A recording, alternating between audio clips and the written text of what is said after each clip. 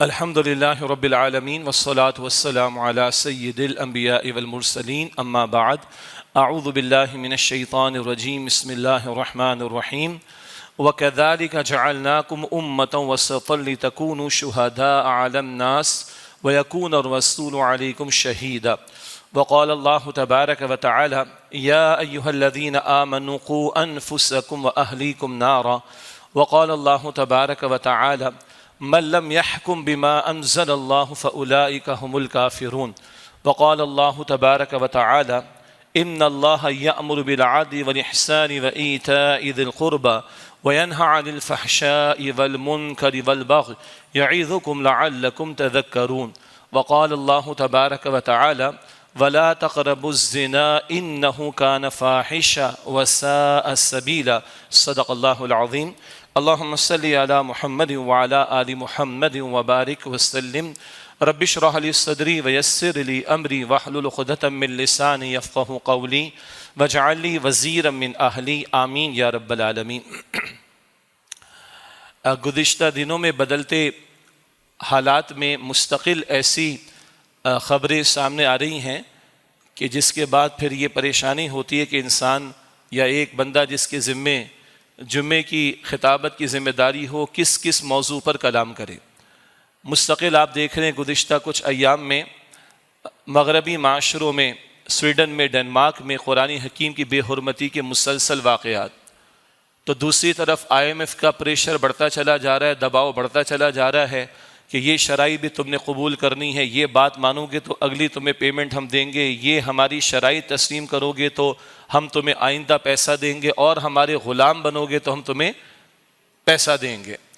اور اس شرائط میں مزید سخت تر حالات ہو رہے ہیں، اور جو ان بدبختوں کی نگاہ ہے اور جو ہمارے مقتدر طبقات کو سمجھ نہیں آ رہی، وہ بالآخر ہم سے اور آپ سے ہمارے سارے اثاثے چھیننے کے چکر میں، اور جن میں بالآخر ہماری میزائل ٹیکنالوجی اور ہماری ایٹمی صلاحیت بھی شامل ہے کہ وہ تقاضا کریں گے یہ بھی ہمارے حوالہ کرو۔ اور غلام ابن غلام تو پھر غلام ہوا کرتا ہے، وہ آج اگر ان کے سامنے رکوع سے آگے سجدے میں چلا گیا تو کل ناک بھی رگڑ دے گا، اللہ حفاظت فرمائے۔ اسی طرح گزشتہ دنوں میں آپ نے سنا کہ پنجاب کی ایک یونیورسٹی کے اندر جو شرمناک واقعات پیش آئے، نہ اس یونیورسٹی کا ذکر کرنے کی ضرورت ہے، نہ ان حالات کا تذکرہ کرنے کی ضرورت ہے، وہ زبان زدہ عام باتیں ہیں۔ البتہ اس کی جڑ بنیاد میں مسئلہ کیا ہے جس پر توجہ نہیں ہوتی۔ یہی میڈیا ان باتوں کو اچھالتا ہے، لیکن یہی میڈیا جو لبرل اور آزاد بنا بیٹھا ہے فحاشی اور عریانی کے پھیلاؤ میں آگے ہے، اور جب یہ نتائج سامنے آتے ہیں کسی کی عصمت دری کی اور کسی کی آبرو ریزی کی، تو یہی سر پر جو ہے وہ آسمان کو اٹھا لیتا ہے۔ تو یہ واقعات بھی آپ کے میرے سامنے۔ اسی طریقے پر ہماری حکومت جو اس وقت کی ہے وہ بقول شخصے کے رخصتی ہونے والی ہے، نگراں سیٹ اپ آنے والا ہے، تو جاتے جاتے بھی مطلب کے کام کرتے چلے جاؤ، جتنے مفادات سمیٹ سکتے ہو سمیٹ لو۔ اور عجیب بات ہے کہ اس آخری ایام میں بھی ایسے قانون پاس کیے جا رہے کہ اللہ کی پناہ۔ ابھی ہمارے اس پارلیمان نے انسداد نشہ آور اشیاء کے حوالے سے 2023 کے قانون پاس کر دیا کہ وہ منشیات کی اسمگلنگ پر یا منشیات کے کاروبار پر جو سزائے موت تھی وہ ختم کر دی گئی۔ تفصیلات ابھی آ جائیں گی۔ اتنے کلو کی منشیات سے اوپر کا معاملہ ہوگا تو کوئی بات سوچی جائے گی، اس سے کم پر نہیں۔ جیسے پہلے انہوں نے کیا کہ 50 کروڑ سے اوپر کی کرپشن ہوگی تو نیب کے ریڈار میں آ جائے گی، 50 کروڑ سے کم ہوگی تو نہیں آئے گی۔ تو نشے کے بارے میں بھی کہہ رہے ہیں کہ اتنا نشہ اگر کوئی پھیلائے تو ٹھیک ہے، اس سے زیادہ پھیلائے گا تو ہمیں پریشانی ہوگی، ڈوب مرنے کا مقام ہے۔ اب مجھے یہی پریشانی تھی کہ آج خطاب جمعہ میں کس موضوع کو ٹچ کیا جائے۔ آگے سے 9 محرم بھی ہے اور قوم چھٹی بھی منا رہی ہے، جیسے چھٹی کا تصور ہے، پھر چھٹیوں کے ساتھ جو کچھ اور منایا جاتا ہے وہ ہمارے سامنے ہے، پھر حلوے مانڈے کھانے پینے جو ہمارے معاشرے میں چلتے وہ ہمارے سامنے ہے، سنت رسول میں روزہ ملا صلی اللہ علیہ وسلم وہ ایک طرف رہ گیا، کیوں جان کا نذرانہ سیدنا حسین نے پیش کیا اور اپنے خاندان کے لوگوں کو راہ خدا میں پیش کر دیا، وہ مقصد کیا تھا اور فلسفہ شہادت کیا ہے، اور کس معنی میں اللہ تعالیٰ نے پوری امت کو شہداء قرار دیا ہے، کس معنی میں اللہ تعالیٰ نے رسول اللہ علیہ السلام کو شہید قرار دیا ہے۔ یہ تصور فلسفہ شہادت یہ فریضہ شہادت، یہ شہادت کی ذمہ داری، یہ تو آج امت کی نگاہوں سے دور ہو گیا۔ بہرحال ان ساری باتوں پر مختصر کلام مجھے آپ کے سامنے کرنا ہے انشاءاللہ تعالی۔ تو پہلی بات بہرحال اسی منشیات کے حوالے سے اور اسی کے تسلسل میں جو ایک یونیورسٹی میں معاملہ پیش آیا، وہاں بھی نشہ و اشیاء کو استعمال کیا گیا ہے، اور اس کے بعد جو شرمناک واقعات ہوئے، اللہ تعالیٰ کی پناہ۔ تو ہماری پارلیمان نے ایک بل طے کر دیا، ایک قانون پاس کر دیا جناب، کہ سزائے موت جو پہلے منشیات کی اسمگلنگ کے حوالے سے، منشیات کے کاروبار کی وجہ سے تھی، وہ سزائے موت ختم کر دو۔ یہ بھی مغربی معاشروں کا ہم پر پریشر ہے، یہ بھی دجالی تہذیب کے پروردہ لوگوں کا ہم پر پریشر ہے، کیا تم سزائے موت کی سزا دیتے ہو؟ یہ تو انسانی جان کے ساتھ بڑا کھلواڑ کا معاملہ ہے۔ انا للہ و انا الیہ راجعون، یعنی ایسے ظالم اور جابروں کو، یعنی اسلامی سزاؤں میں قتل کی سزا بھی ہے نا، قصاص کا قانون، وہ قاتل کے تعلق سے بھی ہے اور کچھ اور مقامات پر بھی ہے، اور بعض سزائیں ہیں جو شریعت نے فکس کر دیں، جن کو عام طور پر ہم حدود کہتے ہیں، اور بہت سارے معاملات میں وقت کے جج اور قاضی پر چھوڑا کہ وہ جرم کی شدت اور اس کی نوعیت کے اعتبار سے سزا نافذ کرے۔ وہ چند کوڑے چند ہزار کا جرمانہ بھی ہو سکتا ہے، اور کبھی جرم کی شدت اور نوعیت شدت کی ہو تو وہ قتل کی سزا بھی ہو سکتی ہے۔ تو بہرحال تعزیرات اس کو کہا جاتا ہے کہ جہاں شریعت نے گنجائش دی کہ وقت کا قاضی یا جج جرم کی نوعیت کو دیکھتے ہوئے کوئی سزا نافذ کرے، اس میں قتل تک کی سزا بھی ہو سکتی ہے۔ اب یہ جو ظالم و جابر دنیا بھر کے، کچھ اپنوں میں سے بھی لبرل قسم کے لوگ، کچھ غیر مسلم و باہر والے، کہ صاحب یہ انسانی جان کو قتل کیا جائے گا، بڑا نقصان ہو جائے گا، ان ظالموں کو قاتلوں سے محبت ہے، ان جابروں کو قاتلوں سے محبت ہے، ان کو جابروں ظالموں سے محبت ہے، منشیات کا کاروبار کر کے لاکھوں جانوں سے کھیلنے والوں سے محبت ہے۔ عجیب بات ہے، ارے بھائی دو کو سزا دی جائے اگر، اور پوری قوم کو دکھا دیا جائے ایک ہفتے ٹیلی ویژن کے اوپر، تو بتائیے کوئی کسی کو قتل کرنے کی جرات کرے گا؟ کوئی جان بچانے والی ادویات میں ملاوٹ کی کوشش کرے گا؟ کوئی نشہ اور اشیاء کے کاروبار کی کوشش کرے گا اگر یہ عبرتناک سزا دی جائے؟ نہیں۔ ایسے لوگوں کو مقتولوں سے محبت نہیں، جس کا انتقال ہو گیا، جس کو قتل کر دیا گیا، جس کی بیوہ بیچاری رل گئی، جس کے بچے یتیم ہو گئے، ایسے مقتولوں اور ایسے گھرانوں سے ان ظالم و جابروں کو کوئی فکر محبت نہیں ہے۔ ان کو محبت کس سے ہے؟ قاتل قتل ہو جائے گا۔ ان کو محبت کس سے ہے؟ جو ہے نشہ آور اشیاء کی اسمگلنگ کرنے والوں اور اس کو پروموٹ کرنے والوں اور اس کا کاروبار کرنے والوں سے ان کی جان چلی جائے گی۔ یہ پریشر ہے۔ جس طرح ہم اور آپ جانتے ہیں، امت کے فقہاء نے اس بات کو بیان فرمایا کہ گستاخ رسول کی سزا کیا ہے؟ قتل ہے، وہ بھی ان کو کھلتی ہے۔ قاتل کی سزا شریعت کیا بیان کرتی ہے؟ قتل ہے، وہ ان کو کھلتی ہے۔ حالانکہ آج بھی دنیا میں سب سے زیادہ سزائے موت چائنا میں دی جاتی ہیں، وہاں کسی کو اعتراض نہیں۔ کیوں؟ اکنامک جائنٹ ہے نا۔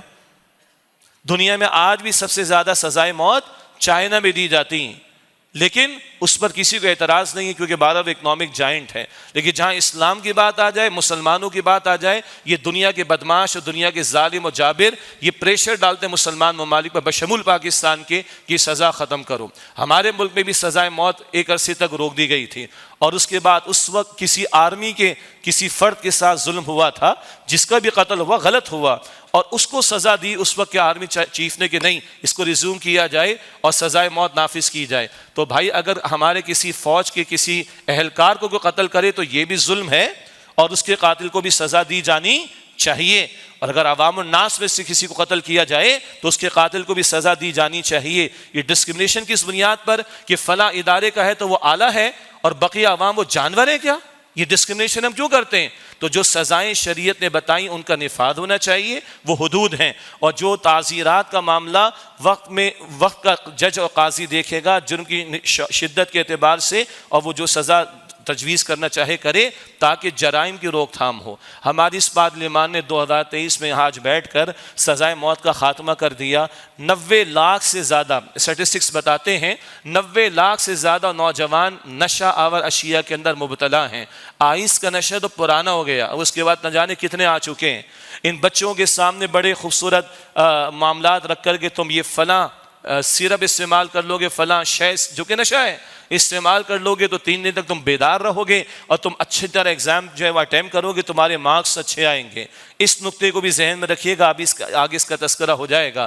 کہیں اس بنیادوں پر نشے کا معاملہ اور کہیں زندگی کو تھوڑا ہلکا اور آسان کرنے کے لیے نشے کا معاملہ، لاکھوں کی جانیں برباد ہو رہی ہیں۔ شہر کے ہمارے وہ علاقے جو کنٹرولڈ علاقے کہلاتے ہیں، سیکیورڈ علاقے کہلاتے ہیں، وہاں بھی نشے کے دھندے عام چل رہے ہیں، اور اوپر پارلیمان میں بیٹھے ہوئے لوگ اسمگلروں کو سپورٹ کر رہے ہیں، اسمگلنگ کرنے والوں کو سپورٹ کر رہے ہیں، نشہ آور اشیاء کا کاروبار کرنے والوں کو سپورٹ کر رہے ہیں۔ ان کو شرم آنی چاہیے۔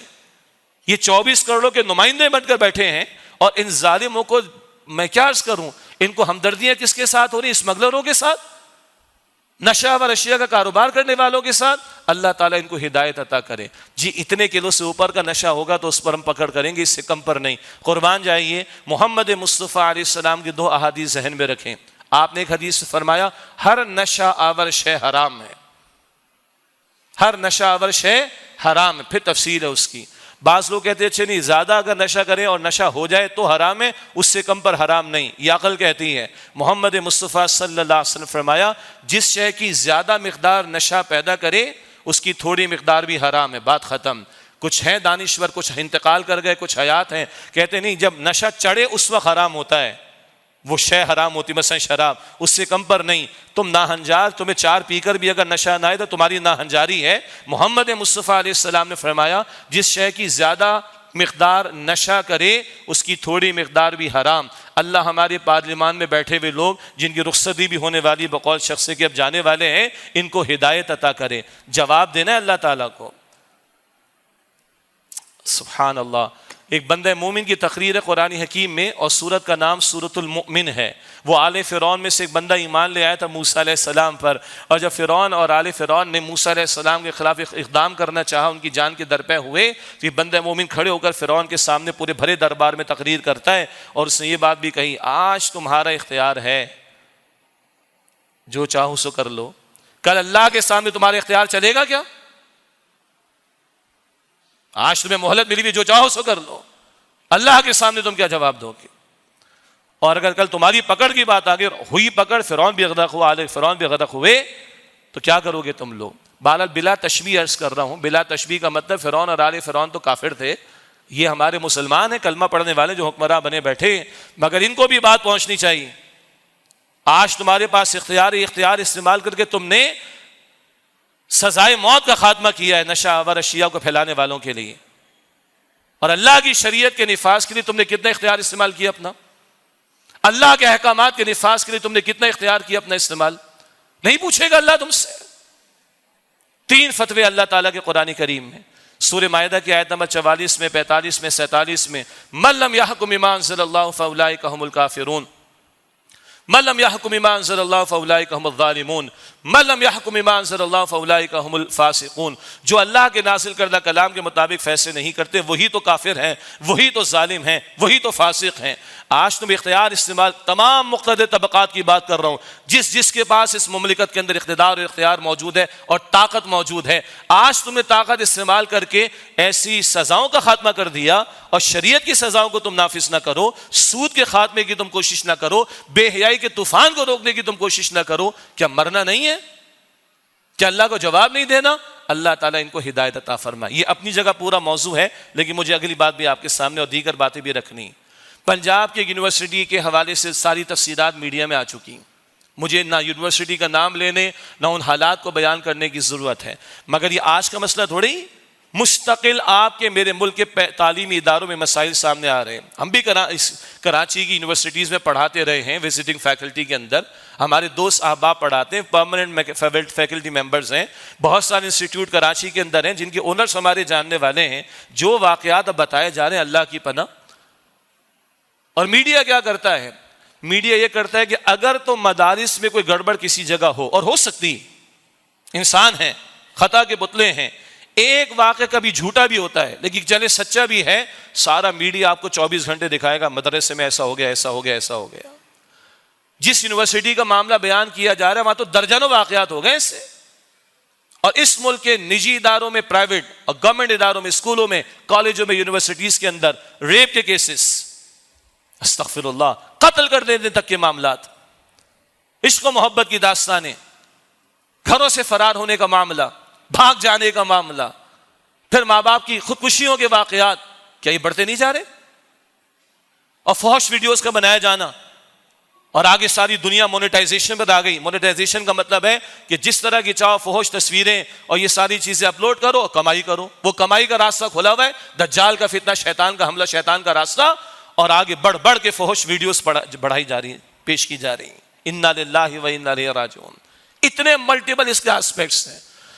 ایک وہ کمائی کا دھندا راستہ کھولا، بڑھائے چلے جاؤ ان چیزوں کو۔ اور کیا ہو رہا ہے تعلیمی اداروں کے اندر؟ ہم سب فیملیز والے، ہمارے بچے بچیاں پڑھ رہے ہیں، ہم سب کو معلوم کریز ہے نا، ایک اچھی پریسٹیجیس پوزیشن چاہیے، اچھا کیریئر چاہیے، اور بہترین ہمارے گھر میں پیسے کی ریل پیل ہونی چاہیے۔ ایک حد تک بات ٹھیک ہے، گھر چلنا چاہیے، گھر کے اخراجات پورے ہونے، یہاں تک تو بات ٹھیک ہے، مگر 5 سال کا بچہ بھی نفسیاتی مریض بن رہا ہے۔ تیرا A+ کیوں نہیں آ رہا، A* کیوں نہیں آ رہا، 90 مارکس کیوں نہیں آئے، 80 کیوں آ گئے؟ وہ بچہ 5 سال کا ٹینشن میں۔ اس پاک کراچی کی بعض یونیورسٹیز کے اندر ایک کلاس روم کے اندر 22 اسٹوڈنٹ، ایک بچہ بتا رہا ہے جو اس کلاس کا پارٹ ہے، اسی کلاس کے اندر 20 بچے اور بچیاں اس یونیورسٹی کی کلاس کے اندر نفسیاتی مریض ہو گئے۔ ایک جینون تھا جس کے والد کا انتقال ہو گیا۔ 19 میں سے 12 کا مسئلہ، نمبر اچھے نہیں آ رہے، گھر والے ڈانٹیں گے، یہ ہو جائے گا وہ ہو جائے گا، میں تو پیچھے رہ جاؤں گا۔ اور 7 کا مسئلہ لیلا اور مجنو کی داستانوں کا مسئلہ، ہر کونے خدرے کے اندر لیلا مجنو کی داستانیں چل رہی ہیں، عشق و محبت کی داستانیں چل رہی ہیں، اور پھر نشے بھی ہو رہے ہیں، اور نشے سے ذرا سکون کے چکر میں اس کے بعد جو کچھ ہوتا ہے اللہ تعالیٰ کی پناہ۔ اور سنیے، یہی میڈیا ہے، میں نے عرض کیا نا، اگر تو یہ جو یونیورسٹی کا معاملہ آیا، اس کا 2% بھی کسی مدرسے کا ہوتا، دینی تعلیم کی کوئی درسگاہ ہوتی، دینی تعلیم کی، یہ سارا میڈیا آسمان پر پہنچا ہوا ہوتا۔ تو کیوں یہ جو یونیورسٹی میں ہوا یہ گند نہیں ہے؟ یہاں عزت پامال نہیں ہوئی، عصمتیں نہیں لوٹی گئی، یہاں شرم و حیا کا جنازہ نہیں نکلا؟ یہ منافقت ہے نا، یہ منافقت ہے۔ جیسے ایک اسکول کے بچے شہید کیے گئے تھے اس ملک کے اندر، سارا میڈیا آسمان پر پہنچا ہوا تھا، لیکن ایک مدرسے کے 82 بچے شہید ہوئے، کوئی تکلیف نہیں ہوئی۔ منافقت ہے، ڈویلٹی تم نے انسانوں میں تقسیم کر دی۔ یہ مرے گا تو اس کا ہم پورا آسمان سر پر اٹھا لیں گے، اور یہ مرے گا تو کوئی مسئلہ نہیں، کیوں وہ جانور ہے کیا؟ تو اس یونیورسٹی میں جو کچھ ہوا، اس کا 1% اگر کسی مدرسے یا دینی تعلیم کی درسگاہ میں ہوتا، آسمانوں پر یہ سارے پہنچے ہوتے، تو ادھر بھی پہنچو نا آسمان پر۔ اور سنیں، یہی میڈیا ہے جو عورت کو کس طرح پریزنٹ کرتا ہے، کس طرح فحاشی اور یعنی کو پریزنٹ کیا جاتا ہے۔ ذرا کوئی بات کر لے، HEC کی طرف، ہائر ایجوکیشن کمیشن کی طرف سے تھوڑا سا بات آئی کہ ذرا کوئی ڈسپلن ہونا چاہیے، سارا میڈیا اس سے سر پر اٹھا لیا آسمان کو۔ اور کچھ حکمراں طبقات نے کچھ کوشش کی کہ اس کے حوالے سے کوئی قانون سازی ہو، وہ واپس لے لیا گیا۔ سابقہ وزیر اعظم عمران خان نے ذرا کو اچھی باتیں کہیں حیا کے حوالے سے، پردے کے حوالے سے، ہمارے اس لبرل میڈیا نے اور میڈیا کے ہمارے لبرل حضرات نے ذرا نہیں چھوڑا سابقہ وزیر اعظم کو۔ ان سے اختلاف اپنی جگہ، صرف اشارتاً بات کہہ رہا ہوں۔ اور ذرا ہم مسجد سے اور ممبر سے بات کریں، یہ مولوی دقیانوس ہے، بیکورڈ ہے، آؤٹ ڈیٹڈ ہے، ہماری آزادی پر پردہ ڈالنا چاہتے ہیں، رکاوٹ ڈالنا چاہتے ہیں۔ یہ آزادی جہاں عزت پامال ہو جائیں، جہاں عزتیں لٹ جائیں، جہاں اتنے ریپ کے کیسز ہو جائیں، یہ آزادی چاہیے ہمیں؟ تو جانور بنے گی پھر تو ہم جانور آزاد ہوا کرتے۔ انسانوں کو تو اللہ تعالیٰ نے پابند بنا کے زمین پر بھیجا اپنی بندگی کے لیے، خدارا ہوش کے ناخن لیں۔ یہی میڈیا پہلے ساری فحاشی اور یعنی پریزنٹ کرتا ہے، اور اس کے جب نتائج آتے ہیں تو دوسرے اینڈ پر آسمان سر پر اٹھا لیتا ہے۔ تم نے غلط کیا بھائی، تم نے فحاشی اور یعنی کو پھیلایا۔ اور مجموعی اعتبار سے ماں باپ بھی سوچیں کہ ہمارے بچے اور بچیاں کس ماحول میں پڑھ رہے ہیں۔ اسی لیے میں نے آیت تلاوت کی تھی، سورہ تحریم کی آیت نمبر 6، یا ایھا الذین آمنوا قوا انفسکم واہلیکم نارا، اے ایمان والو اپنے آپ کو اور اپنے گھر والوں کو جہنم کی آگ سے بچاؤ۔ بھائی پڑھائی لکھائی کوئی ایشو نہیں ہے، مگر وہ پڑھائے جس کی ضرورت ہے۔ لڑکے اور لڑکیوں کی تعلیم میں کوئی فرق ہوگا بھائی؟ شریعت نے سیگریگیشن کی تعلیم دی ہے، مرد کا اپنا دائرہ کار ہے، عورت کا اپنا دائرہ کار ہے۔ بات دقیق انسیت کی لگتی ہے، لوگوں کو لگتی رہے، اللہ کا کلام تو، اللہ کے رسول کی تعلیم تو یہ بتاتی۔ آج محرم کی 9 تاریخ ہے، سیدنا حسین کا بھی ذکر ہوگا، فاطمہ الزہرا کا ذکر بھی آئے گا، سیدنا علی کا ذکر بھی آئے گا۔ رسول اللہ نے کیا فرمایا تھا سیدنا علی سیدہ فاطمہ کو رضی اللہ تعالیٰ عنہما، اے علی بیٹا تمہارے ذمہ باہر کے سارے کام ہیں، فاطمہ تم نے بیٹا گھر کو سنبھالا، تم گھر کی ملکہ ہو۔ اللہ اکبر، دعوے حسینیت کے، دعوے ہمارے نعرے ہیں، سب کچھ ہے، مگر یہ تعلیمات محمد مصطفیٰ علیہ السلام کے میں یاد نہیں۔ تو ہم نے پردے کے احکامات کو تار تار کیا، مرد اور عورت کے آزاد اختلاط سے دین نے منع کی، ہم نے اس کی پاسداری نہیں کی، فحاشی اور یعنی کو ہم نے عام کیا، بیٹیوں کے بچیوں کے ڈریس کوڈ کیا۔ اس وقت اس معاشرے کے اندر نگاہ زمین کے اندر گڑ جاتی ہے ہماری، نتیجے نکلنے، بٹ نیچرل یہ ہونا ہے۔ تو میڈیا کو بھی کنٹرول میں رکھنے کی ضرورت ہے، کنٹرول کرنے کی ضرورت ہے، اور حکمرانوں کو بھی چاہیے بھائی تعلیمی اداروں میں اگر تعلیم دینی ہے دو، لڑکیوں کے لیے انتظام کرو، کیا مسئلہ ہے؟ لڑکوں کے لیے انتظام کرو، کیا مسئلہ ہے؟ کوئی بڑا ایشو نہیں، سارا کچھ پاسبل ہے۔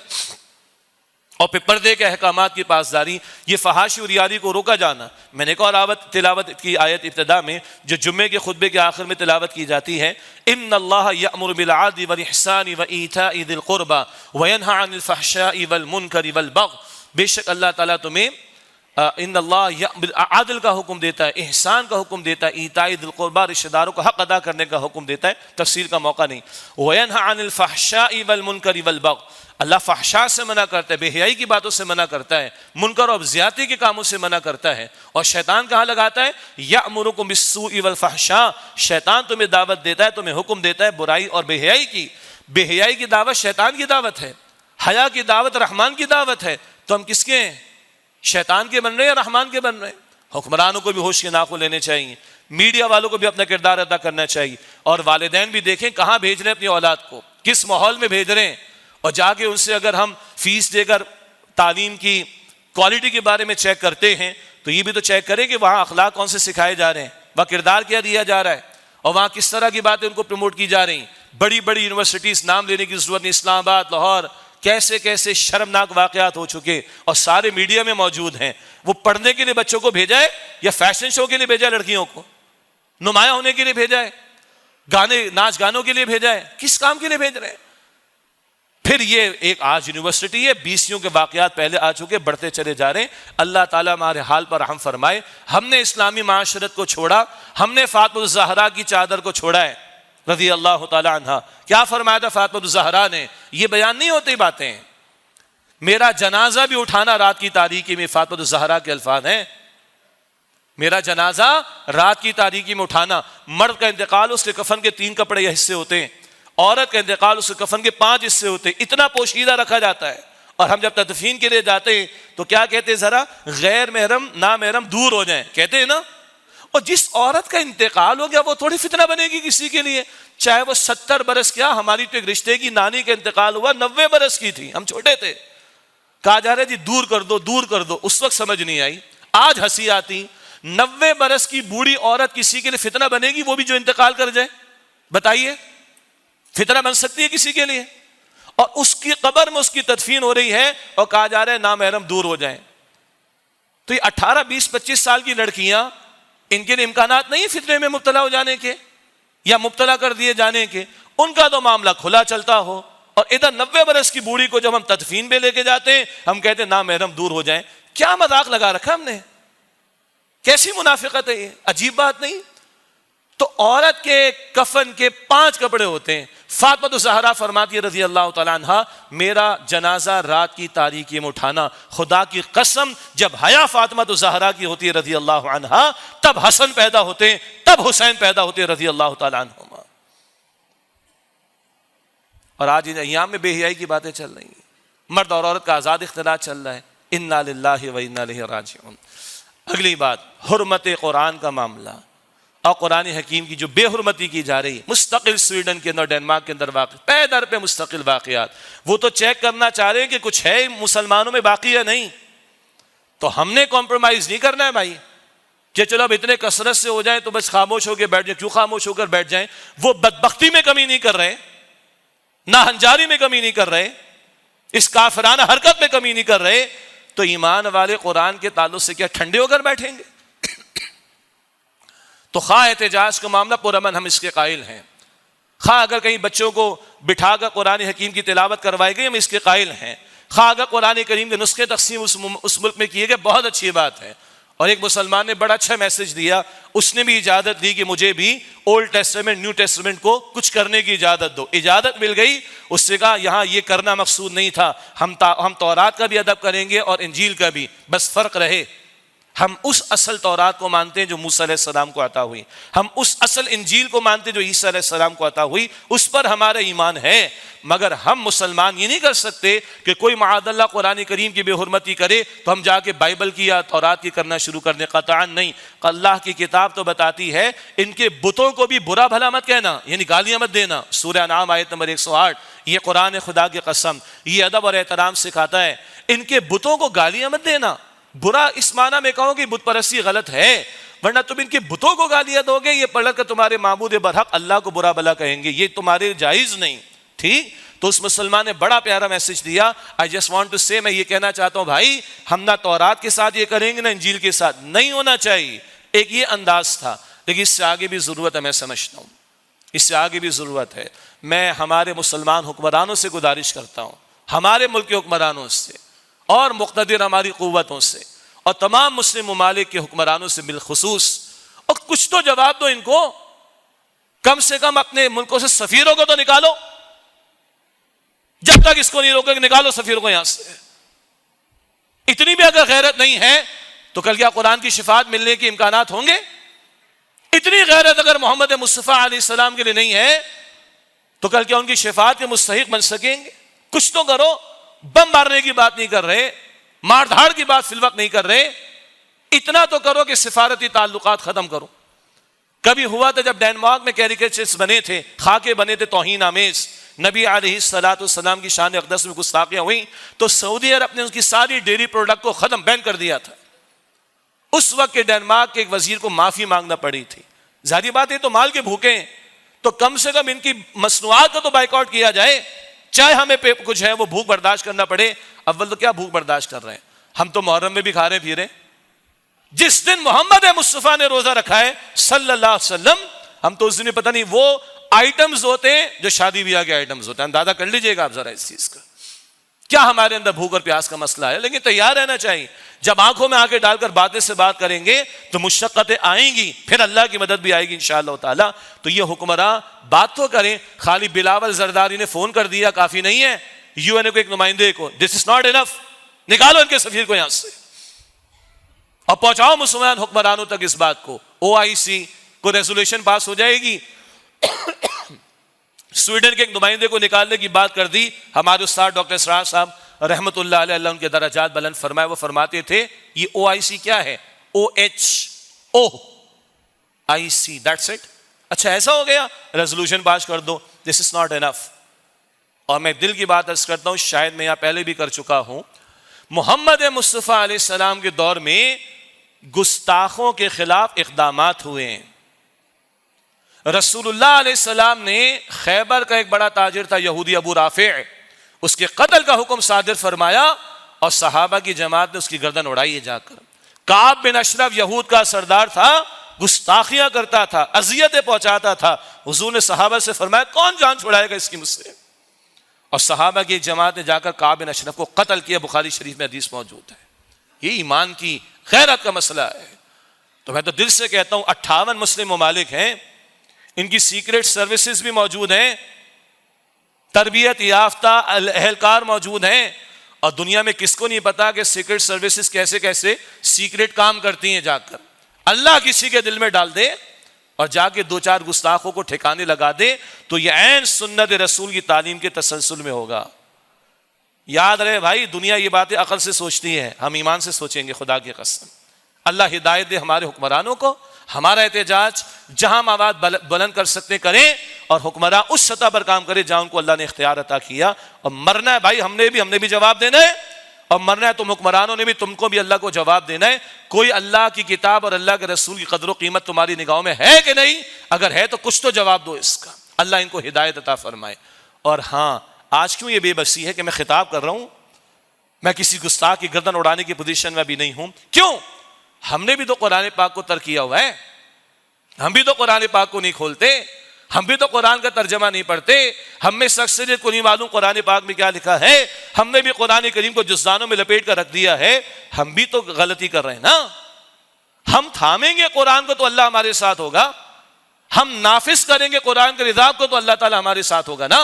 اور جب اللہ ہمارے ساتھ ہوگا تو پھر تقریر جمعے میں نہیں ہوگی، پھر ممبر پر خطاب نہیں ہوتا، پھر احتجاج نہیں ہوتا، پھر جلسے نہیں ہوتے، پھر جلوس ہی نکالے جاتے، پھر اقدام کیا جاتا ہے۔ ابھی تو ہم تقریر کر رہے ہیں، جب توجہ دلا رہے ہیں، لیکن جب قرآن نافذ ہوتا ہے، قرآن کے احکامات نافذ ہوتے ہیں تو اللہ کی مدد شامل حال ہوتی ہے، پھر امت جلسے جلوس نہیں کرے گی، گستاخوں کی گردن اڑائے گی جا کر۔ اللہ تعالیٰ ہدایت عطا فرمائے۔ اور ایک اور نسبتاً ایک اور پہلو بھی سامنے رہے، یہ مغربی معاشروں کا مکروہ چہرہ سامنے آ گیا ہے۔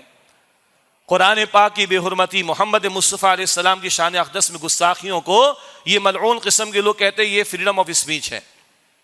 پھر عرض کرتا ہوں، پہلے بھی عرض کیا تھا میں نے، ہولوکاسٹ پر بات کریں، ہٹلر نے جو کچھ کیا تھا یہود کے ساتھ، یہ بحث الگ کہ کتنا ٹھیک کیا تھا اس نے، اس بحث پہ تو جا ہی نہیں رہے۔ مطلق یہ بات کرنا کہ ہٹلر نے یہودیوں کو مارا تھا، یہ ہولوکاسٹ کا ذکر کرنا ان معاشروں کے اندر منع ہے۔ کیوں بھائی؟ فریڈم آف اسپیچ ہے، اجازت دو اس کی۔ کچھ ممالک میں ملکہ یا بادشاہ کے خلاف بات کرنا قانوناً منع ہے، برطانیہ میں بھی۔ ہائیڈ پارک میں جا کے جیسس کرائسٹ، عیسیٰ علیہ السلام کی شان میں گستاخی کر لو، وہ کہتے فریڈم آف اسپیچ ہے۔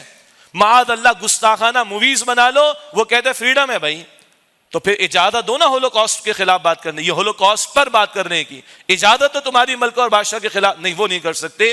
یہ ان کا مکروہ چہرہ ہے۔ میرا دل چاہتا ہے، ذرا بات دور کی ہے، دل چاہتا ہے میرا، بس امت، اور یہاں اس مجمع میں اور جہاں تک یہ بات جائے گی، دنیا بھر میں سوشل میڈیا پر ایکٹیو لوگ موجود ہیں۔ مجھے پتا ہے کہ ہمارا فیس بک کا پیج بند ہو جائے گا، مجھے پتا ہے کہ فلاں کا یوٹیوب کا پیج بند ہو جائے گا، البتہ جس راستے سے یہ بند ہوگا اس راستے سے کچھ اور راستے بھی کھل جائیں گے۔ میرا دل چاہتا ہے کہ امت ہولوکاسٹ پر بات کرنا شروع کر دے، بس ہٹلر اور یہودی یہ اس پر بحث نہ کرے، ہولوکاسٹ کا ذکر کرنا شروع کر دے، اور ادھر سے پھر چیخو پکار آئے گی نا، تو پھر کہو کہ یہ کیا منافقت ہے تمہاری۔ ہولوکاسٹ جب بات کریں تو تمہیں تکلیف ہو رہی ہے، تو تم 2 ارب مسلمانوں کے پیغمبر کی شان میں گستاخیاں کرو، انہیں تکلیف نہیں ہوتی ہوگی کیا؟ تم کلام الہی کی توہین کرو، انہیں تکلیف نہیں ہوتی ہوگی کیا؟ یہ دل میرا چاہتا ہے کہ اس طرح کی کوئی ترتیب اگر امت میں بنے تو انشاءاللہ تعالی کچھ نہ کچھ اس سے فرق پڑے گا۔ اللہ ہمیں توفیق عطا فرمائے۔ اب آئیے فلسفہ شہادت۔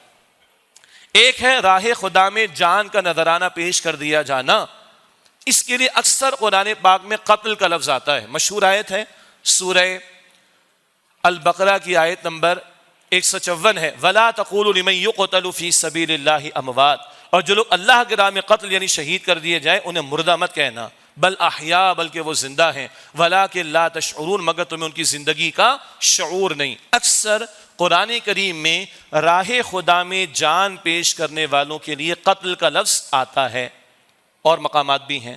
البتہ احادیث مبارکہ میں جان کا نذرانہ پیش کرنے والے کے لیے شہید کا لفظ استعمال ہوا ہے، تو بالکل ٹھیک ہے۔ شہادت عمر فاروق رضی اللہ عنہ یکم محرم الحرام، شہادت عثمان غنی رضی اللہ تعالی عنہ 18 ذی الحجہ، شہادت سیدنا علی رضی اللہ تعالی عنہ 21 رمضان المبارک، شہادت امیر حمزہ رضی اللہ تعالی عنہ غزوہ احد کا موقع، شہادت حسین رضی اللہ تعالی عنہ 10 محرم، یہ سب راہ خدا میں جو جانیں پیش ہوئیں ان کے لیے شہید کا لفظ بالکل درست ہے۔ البتہ قرآن کریم میں امت کے لیے شہداء کا لفظ استعمال ہوا، اور رسول اللہ علیہ السلام کے لیے شہید کا لفظ استعمال ہوا ہے، جس سے ہمیں سمجھنا ضروری ہے کہ ایک مستقل شہادت کا فریضہ ہے جو امت نے ادا کرنا ہے۔ قرآن کریم فرماتا ہے سورۃ البقرہ آیت نمبر 143 143 میں، وَكَذَلِكَ جَعَلْنَاكُمْ أُمَّةً وَسَطًا لِتَكُونُوا شُهَدَاءَ عَلَى النَّاسِ وَيَكُونَ الرَّسُولُ عَلَيْكُمْ شَهِيدًا۔ اسی طرح مسلمانوں ہم نے تمہیں درمیانی امت بنایا۔ وسط کے کئی تراجم میں، تفصیل کا موقع نہیں، ایک ترجمہ درمیان، تمہیں درمیانی امت بنایا تاکہ تم لوگوں پر شہداء ہو جاؤ۔ وَيَكُونَ الرَّسُولُ عَلَيْكُمْ شَهِيدًا، اور رسول اللہ علیہ السلام تم پر شہید ہو جائیں۔ یہ لفظ الفاظ قرآن کریم میں، شہید کی جمع شہداء، تم انسانوں پر شہداء گواہ ہو جاؤ، یہ ترجمہ، اور رسول علیہ السلام تم پر شہید یعنی گواہ ہو جائیں۔ دوسرا کلمہ پڑھتے ہیں، کیا ترجمہ کرتے ہیں؟ اشہد ان لا الہ الا اللہ وحدہ لا شریک لہ، کیا ترجمہ کرتے ہیں؟ میں قتل ہوتا ہوں کہ اللہ کے سوا کوئی معبود نہیں، کبھی ترجمہ کیا ہم نے؟ کیا ترجمہ کرتے ہیں؟ میں گواہی دیتا ہوں کہ اللہ کے سوا کوئی معبود نہیں، وہ اکیلا، اس کا کوئی شریک نہیں۔ وَأَشْهَدُ أَنَّ مُحَمَّدًا عَبْدُهُ وَرَسُولُهُ، اور میں گواہی دیتا ہوں کہ محمد مصطفیٰ صلی اللہ علیہ وآلہ وسلم اللہ کے بندے اور اس کے رسول ہیں۔ تو شہادت کا مفہوم گواہی دینا، یہ امت کیوں کھڑی کی گئی؟ اس امت کو ساری انسانیت کے لیے کھڑا کیا گیا۔ ختم نبوت کے بعد یہ فریضہ شہادت امت مسلمہ نے ادا کرنا ہے، شہادت کا فریضہ۔ چنانچہ رسول اللہ نے ہم پر گواہی دے دی، اب ہم نے انسانیت پر، بلکہ ایک ترجمہ ہوگا انسانیت کے خلاف گواہی دینی۔ میں عرض کرتا ہوں انشاءاللہ۔ اللہ کے پیغمبر حجۃ الوداع کا موقع آپ نے فرمایا کہ اللہ حل بلغت، کیا میں نے تم تک پیغام کو پہنچا دیا؟ سب نے عرض کیا رسول اللہ علیہ السلام آپ نے حق نصیحت، حق وصیت، حق امانت ادا فرما دیا۔ پھر اللہ کے رسول مکرم علیہ السلام نے حجۃ الوداع کا موقع، last sermon of the holy prophet صلی اللہ علیہ وسلم، اللہ کے رسول نے فرمایا فَلْيُبَلِّغِ الشَّاهِدُ الْغَائِبُ، آج تم میں سے شاہد یہاں موجود ہیں اس تک پہنچا دے جو موجود نہیں۔ اور یہ ذمہ داری رسول اللہ علیہ السلام کے کاندھوں سے امت کے کاندھوں پر آ گئی۔ اللہ نے پہلے 1.25 لاکھ انبیاء کو چنا تھا، اللہ نے پہلے 1.25 لاکھ انبیاء علیہ السلام کو چنا تھا، اب اللہ نے مجھے اور آپ کو چنا ہے۔ قرآن کریم فرماتا ہے سورہ حج کی آخری آیت میں ہوا جتباکم، اللہ نے تمہیں چنا، اور آگے اسی شہادت کے فریضے کا تذکرہ وہاں پر آیا۔ تو وہ ذمہ داری جو رسول اللہ کے کاندھوں پر تھی صلی اللہ علیہ وسلم، جو آدم علیہ السلام سے حضور تک جاری رہی 1.25 لاکھ انبیاء، وہ اس وقت 1.25 لاکھ کم و بیش 1.25 لاکھ انبیاء کے کاندھوں پر آ گئی، اور وہ شہادت کی ذمہ داری میرے اور آپ کے کاندھوں پر ہے۔ اللہ کے رسول علیہ السلام نے شہادت کی ذمہ داری 3 اعتبار سے ادا کی۔ اللہ کے رسول نے اللہ کی باتیں ہم تک پہنچائیں، قرآن بھی پہنچایا، اور قرآن کے علاوہ بھی رسول اللہ پر وحی آئی، آپ نے گواہی دی، اللہ کا پیغام ہمیں پہنچا دیا۔ نمبر 2، اللہ کے رسول علیہ السلام نے اپنے کردار اور عمل سے گواہی دی۔ اللہ فرماتا ہے نماز قائم کرو، رسول اللہ علیہ السلام نماز کا طریقہ عطا کرتے ہیں۔ اللہ فرماتے ہیں حج صاحب استطاعت پر فرض ہے، رسول اللہ علیہ السلام نے حج کے طریقے سکھا دیے، خوشی غمی کے لیے رہنمائی دے دی۔ تو اپنے ذاتی کردار سے بھی عمل کر کے نمونہ ہمارے سامنے پیش کر دیا۔ اور اس سے آگے بڑھ کر رسول اللہ علیہ السلام نے 23 برس جو کہ ایک مشن آپ کے ذمہ تھا، وہ مشن کیا تھا؟ سورہ صف کی آیت نمبر 9 میں بھی ہے هو الذي ارسل رسوله بالهدى ودين الحق ليظهره على الدين كله، اللہ جس نے اپنے رسول مکرم صلی اللہ علیہ وسلم کو بھیجا الہدا مکمل ہدایت نامہ قرآن حکیم دے کر، وہ دین الحق، دین حق، دین اسلام دے کر، لیظہرہ علی الدین کلہ، تاکہ آپ اس دین حق کو کل نظام زندگی پر غالب فرما دیں۔ اللہ کے پیغمبر کا مشن صرف یہ نہیں تھا کہ قرآن پڑھا کر سنا دیں، اللہ کے پیغمبر کا مشن فقط یہ نہیں تھا کہ دین کی تعلیم سکھا کر چلے جائیں، اللہ کے رسول کا مشن فقط یہ نہیں تھا کہ چند عبادات کے طریقے سکھا کر اور معمولات بتا کر چلے جائیں، نہ، اللہ کی اس کلام کے احکامات کا بالفعل نفاذ ہو اور اللہ کے دین کے قیام کا معاملہ ہو، اللہ کی زمین پر بندوں کا قانون نافذ ہو، اللہ کا حکم نافذ ہو، یہ مشن تھا رسول اللہ علیہ السلام کا۔ تو حضور نے قول سے بھی گواہی دی 1، کردار سے بھی گواہی دی 2، اور ایک اجتماعی جد و جہد برپا فرما کر جہاں دعوت توحید ہے قرآن کریم کے ذریعے، اور دعوت توحید قبول کرنے والوں کو منظم کرنا ہے، اور ان منظم ہونے والے افراد کو جماعت بنیان مرصوص بنانا ہے، اور ان کو صبر کے مراحل سے گزارنا ہے۔ مکہ مکرمہ کے 13 برس گواہی دی جا رہی، مگر مکہ مکرمہ کے 13 برس کوئی جنگ نہیں ہوئی۔ کفوا ایدیکم، سورہ نساء کی آیت نمبر 77 میں الفاظ، اپنے ہاتھوں کو باندھ کر رکھو۔ البتہ مکہ مکرمہ کے 13 برس کے دوران بھی جانیں پیش ہوئیں۔ پہلی شہادت حضرت سمیہ رضی اللہ تعالی عنہ کی، بڑے بہیمانہ طریقے سے ابو جہل بدبخت نے ان کو شہید کیا، اللہ اکبر، پہلی جان گئی ہے شریعت محمدی کی نفاذ کی جد و جہد کے لیے بی بی سمیہ کی رضی اللہ تعالی عنہ۔ ان کے شوہر حضرت یاسر شہید ہوئے رضی اللہ تعالی عنہ۔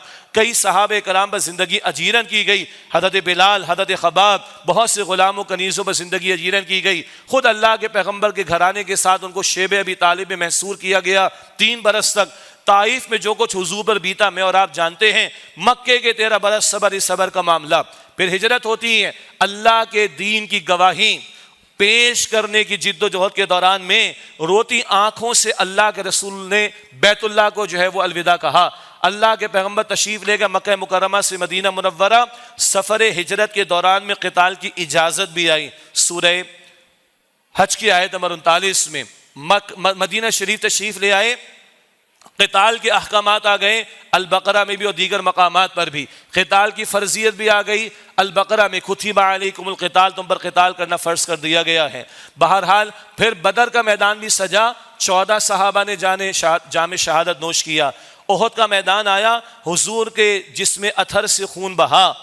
اس کائنات کا عظیم ترین خون طائف میں بھی بہا, احد کے میدان میں بھی, اور اللہ نے دکھایا کہ سب سے قیمتی جان کا خون بھی راہ خدا میں بہہ رہا ہے. تو باقی کسی امتی کی جان قیمتی اتنی نہیں, کوئی حیثیت نہیں. ہاں تم قیمتی ہو جاؤ گے جب تمہاری جان, مال, وقت, اوقات, صلاحیت اللہ کے دین کی گواہی کے دوران لگایا جائے اور تم اللہ کے یہاں قبول ہو جاؤ. 70 صحابہ نے جام شہادت نوش کیا احد کے میدان میں. حضور کے چچا امیر حمزہ رضی اللہ عنہ سید الشہداء, جن کے لاشیں کی بے حرمتی کی گئی, مسلح کیا گیا, کلیجہ نکال کر چبایا گیا, اور اللہ کے رسول روئے ہیں. وہاں مصعب بن عمیر کا لاشا بھی رضی اللہ تعالی عنہ کہ جن کی 1 سال کی دعوت قرآنی کے نتیجے میں یثرب سے 75 افراد مکہ مکرمہ آ کر حضور کے ہاتھ پر ایمان قبول کرتے ہیں. یہ 70 صحابہ ادھر شہید ہوئے. اور بھی واقعات تفصیل کا موقع نہیں.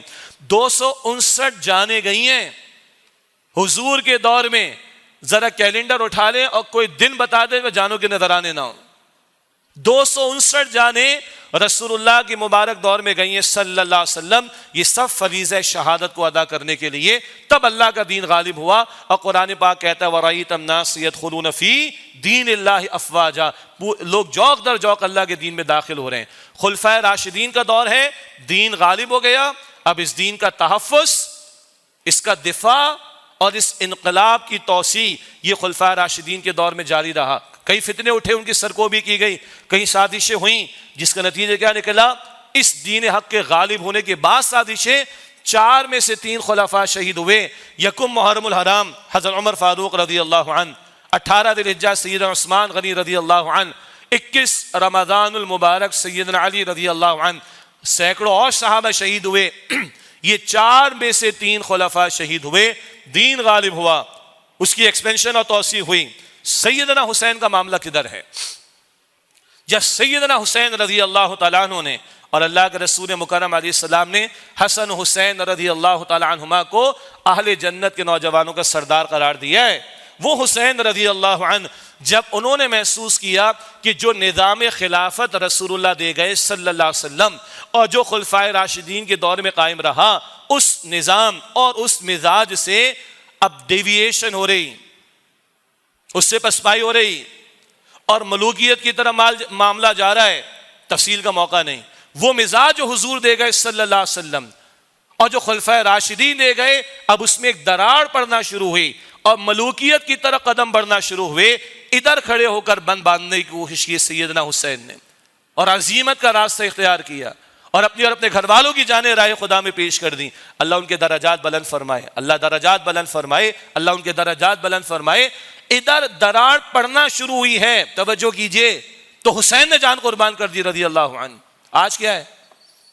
اے خاص اے خاصان رسول وقت دعا ہے, امت پہ تیری آ کے عجب وقت پڑا ہے. وہ دین جو بڑی شان سے نکلا تھا وطن سے, پردیس میں آج غریب الغربا ہے. کدھر ہے اللہ کا دین؟ آج تو پوری زمین پر آ گیا ہے دین کی عمارت کا معاملہ. جس مملکت کو 75 سال سے لے کر بیٹھے, آج دھڑلے سے اللہ کے قوانین کے خلاف قانون سازیاں, اور ہم بیٹھے ہوئے آرام سے. دعویٰ حسینیت کا پولیٹیکل نعرے, وہ سامنے والا یزید ہے, حسین ہے, اور سارا دین اس کی عمارت جو ہے وہ زمین بوس ہو چکی, دین نافذ نہیں. ہم کیا کر رہے ہیں؟ حضور خون پیش کر رہے ہیں, صحابہ جانے دے رہے, اہل بیت جانے دے رہے, خلفائے راشدین میں سے 3 جانیں پیش کر رہے ہیں. آپ کی میری جان لگ رہی ہے اللہ کے دین کے لیے؟ مال لگ رہا ہے, وقت لگ رہا ہے, صلاحیت لگ رہی, تو امتی کا دعویٰ کہے گا ہمارا؟ امتی تو وہ امتی جو امت والا کام کرے, اور امت کو شہادت کے فریضے کے لیے کھڑا کیا گیا, اور حضور نے 3 اعتبارات سے گواہی دی. یہ گواہی آج ہم نے دینی. یہ کریں تو ہم حسینی بھی ہوں گے اور ہم محمدی بھی ہوں گے صلی اللہ علیہ وسلم. اور ہم اللہ والے بھی ہوں گے. اور اگر یہ نہیں ہے تو چھٹیاں ہیں, لانگ ویکینڈ ہے, پلانس ہیں لوگوں کے, کچھ بدعات ہیں, کچھ اضافے ہیں, کچھ حلوے مانڈے کھانے پینے, اس کے بعد منڈے سے کاروبار دوبارہ شروع ہو جائے گا, پھر ہم لگے رہیں گے اسی کام کے اندر. اللہ اکبر کبیرہ.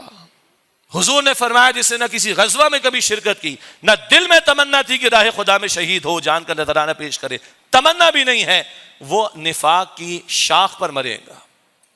تمنا تو رکھیں تو کوئی محنت کا جذبہ بھی پیدا ہوگا. اللہ مجھے اور آپ کو توفیق دے. اللہم ارزقنا شہادۃ فی سبیلک, اے اللہ اپنی راہ میں شہادت کو رتبہ عطا فرما.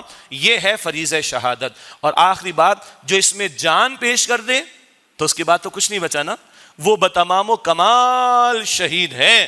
ورنہ شہید تو ساری امت کو کہا گیا, اور فریضہ شہادت ساری امت نے ادا کرنا ہے. اللہ تعالیٰ مجھے آپ کو ہم سب کو اس کی توفیق عطا فرمائے. وآخر دعوانا ان الحمد للہ رب العالمین.